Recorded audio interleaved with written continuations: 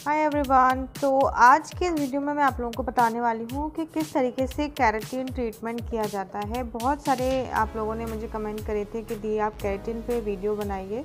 तो आज का वीडियो है केराटिन के ऊपर ही। अगर आपको जानना है कि केराटिन कैसे किया जाता है, क्या स्टेप्स होते हैं केराटिन के, तो आपको ये वीडियो पूरा एंड तक ज़रूर देखना होगा।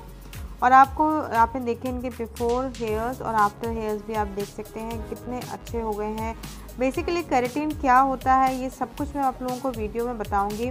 वीडियो को बिल्कुल भी आगे बढ़ा के मत देखिएगा, क्योंकि बहुत इंपॉर्टेंट स्टेप्स होते हैं और आप लोग क्या करते हो, पूरे वीडियोस नहीं देखते हो, इस कारण से फिर आपको बहुत सारे क्वेश्चंस रह जाते हैं।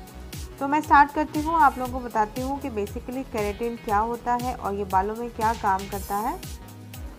तो सबसे पहला जो प्रोसीजर होता है वो है आपको शैम्पू कराना है अपने क्लाइंट के हेयर्स को। भले ही वो घर से शैम्पू करके आए हों, बट आपको शैम्पू कराना बहुत इम्पॉर्टेंट है पार्लर में अच्छे से। अब दोस्तों इसमें दो चीज़ें हैं। अगर आप चाहें तो लॉक्सीलेस केराटिन स्मूथनिंग ट्रीटमेंट की, जो मैं आपको स्क्रीन पे पिक्चर दिखा रही हूँ, ये तो क्रीम है, ट्रीटमेंट क्रीम है, जो हम अभी प्रोसीजर में आपको आगे दिखाएंगे। अदरवाइज़ आप चाहें तो इसी कंपनी का शैम्पू और कंडीशनर मंगा सकते हैं। बट मैंने अपने पार्लर में लोरियल के शैम्पू से ही शैम्पू कराया है और ट्रीटमेंट जो मैंने लगाया है ये लॉक्सीलॉस की ही है क्रीम। लेकिन जो शैम्पू है इसके लिए मैंने लोरियल का जो स्ट्रेटनिंग के लिए जो हम शैम्पू यूज़ करते हैं रिबॉन्डिंग के लिए, वो वाला यूज़ किया है। तो ऐसा ज़रूरी नहीं है कि आप शैम्पू दूसरा लें। तो मैं आपको बहुत इजी स्टेप्स यहाँ पर बता रही हूँ। और इसकी जो 100 ml की आपको मिलेगी वो अराउंड 1890 की मिल रही है अमेज़न पे, आप देख सकते हैं। लिंक मैं डिस्क्रिप्शन बॉक्स में आप लोगों को प्रोवाइड करा दूँगी।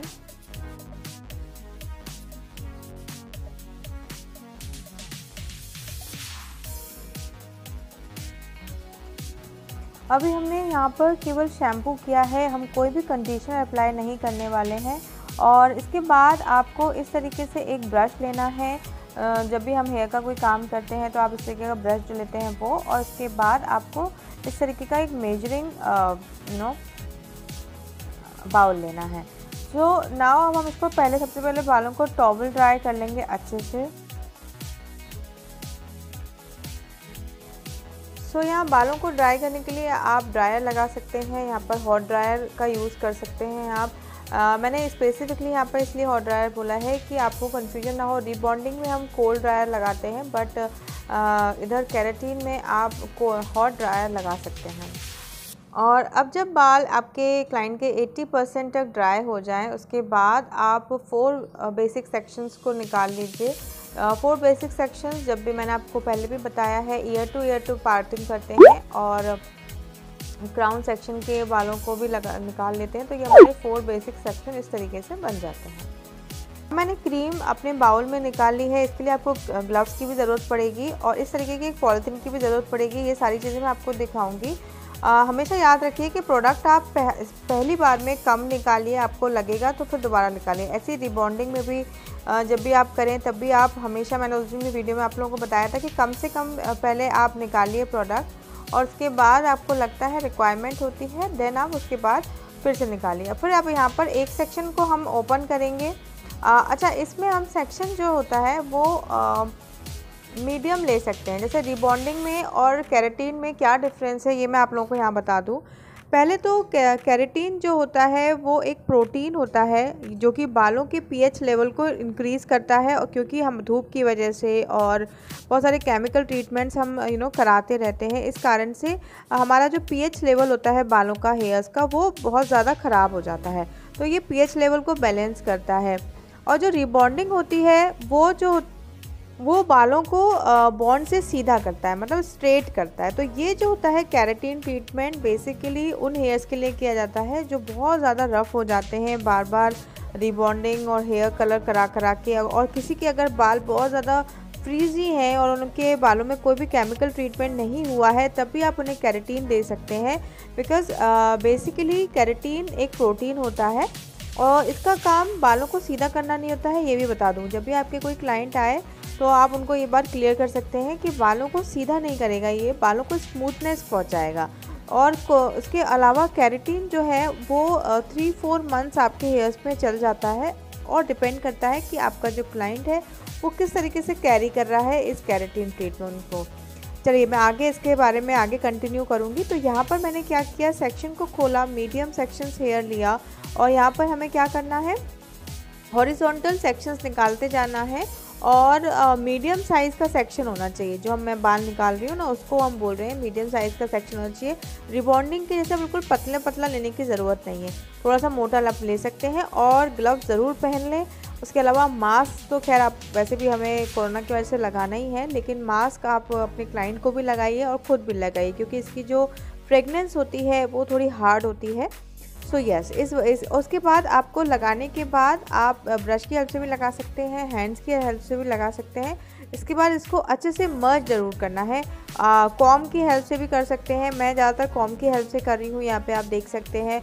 फिंगर से भी कर रही हूँ और ज़्यादातर कॉम से भी कर रही हूँ। कॉम से मैं क्या कर रही हूँ, बालों को बिल्कुल सीधा कर रही हूँ। अगर आप सेम इसी प्रोसीजर से केराटिन करेंगे तो एक तो बहुत आसानी से हो जाएगा केराटिन और बहुत अच्छा रिजल्ट आएगा, जो कि मैं आपको स्टार्टिंग में भी दिखाया और एंड में और अच्छे से दिखाऊंगी।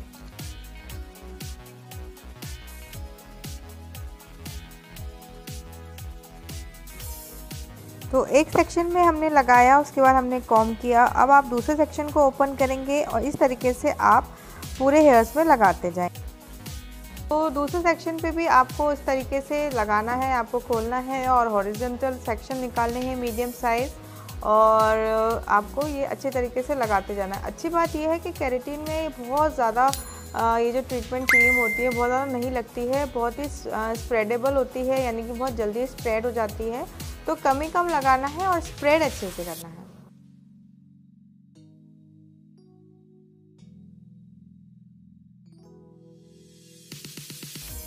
तो ये पीछे के हमारे सेक्शन हो चुके हैं। आप क्रीम लगाने के बाद जिस तरीके से मैं यहाँ पर सीधा कर रही हूँ और कॉम लगा रही हूँ, इस तरीके से आप भी करें। बहुत ज़्यादा प्रेस करने की ज़रूरत नहीं है, ऑटोमेटिकली हो जाएगा, बट आपको जहाँ लगे वहाँ पे आप हल्का हल्का प्रेस कर सकते हैं। अब हम आगे के बालों को खोलेंगे। आगे के बालों में जैसे हम रिबॉन्डिंग में करते हैं ना, वहीं के वहीं डाल देते हैं, तो यहाँ पे ऐसा करने की ज़रूरत नहीं है। आप इसको पीछे लेकर कर सकते हैं आराम से। तो इस तरीके से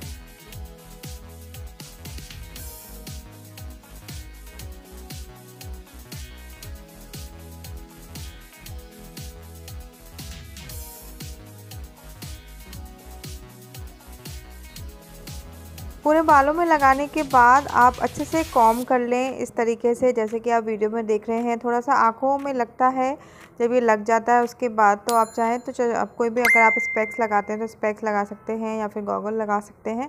थोड़ी सी आँखों में तो इसमें जलन होती है।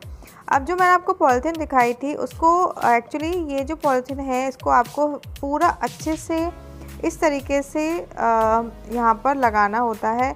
अब मैं यहाँ पे आपको एक चीज़ बताती हूँ, ज़रूरी नहीं है कि आप ये वाली पॉलीथीन ही लगाएं, आप शावर कैप भी लगा सकते हैं। यहाँ पे बस शावर कैप में प्रॉब्लम ये है कि बाल फोल्ड हो जाते हैं। तो अगर आपको इस तरीके की पॉलीथीन मिल जाए तो आप इस तरीके की, अच्छा ये जो पॉलीथीन का काम है ये बेसिकली हीट जनरेट करेगा और ये जो केराटिन की जो क्रीम है यानी कि जो ट्रीटमेंट है ये बालों की अंदर तक जाएगा। मतलब हीट से होता है ना, हीट से हमारा जो ट्रीटमेंट है इसकी जो क्रीम का जो काम है वो जड़ों के अंदर तक जाएगा, यानी कि स्काल्प तक टच करेगा। तो इसीलिए हम ये पॉलीथीन लगाते हैं। तो इस तरीके से हमने पॉलीथीन लगाना है और 10 से 15 मिनट ये पॉलीथीन लगा करके छोड़ देना है। बाद हम जब ये पूरी क्रीम सूख जाती है, ये अपने आप ही सूख जाएगी और आपको कोई भी शैम्पू नहीं कराना है, ना आपको पानी से वॉश कराना है। ये क्रीम सूख जाती है, आप ड्रायर से भी लगा सकते हैं, हल्की हल्की सी रह जाती है। और उसके बाद आप मोटे मोटे सेक्शंस निकाल के पूरे बालों में स्ट्रेटनिंग कर देंगे, पूरा स्ट्रेट कर देंगे बालों को। ये प्रोसीजर है दूसरा क्रीम लगाने के बाद का। फिर से याद दिला दूं कि आपको यहाँ पर शैम्पू या फिर कंडीशनर या पानी से बिल्कुल भी हेयर को वॉश नहीं कराना है।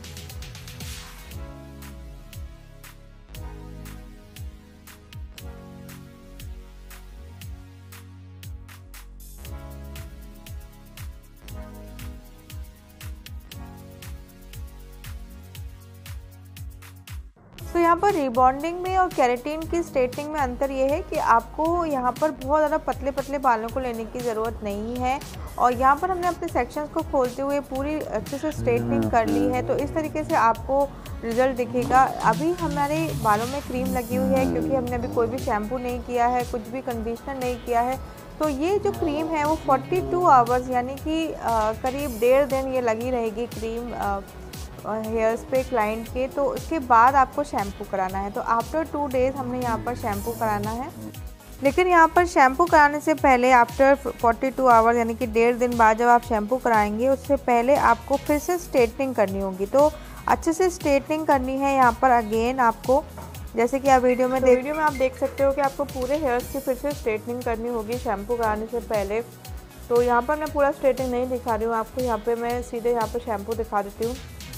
लेकिन आप लोग जो नोट्स बना रहे हैं वो ध्यान रखिएगा कि शैम्पू करने से पहले स्ट्रेटनिंग कर लें, उसके बाद आपको शैम्पू करना है।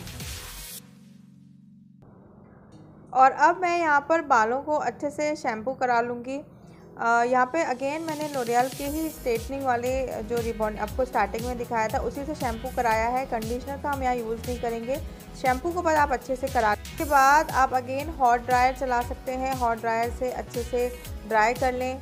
फिर से अगेन हम स्ट्रेटनिंग करेंगे मोटे मोटे सेक्शंस को लेकर।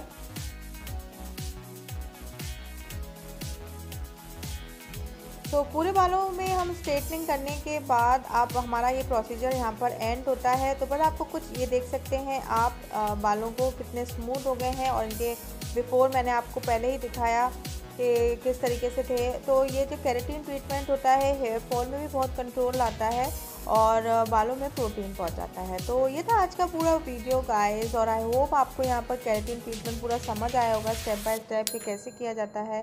So guys, thank you so very much for watching. Bye bye. Take care.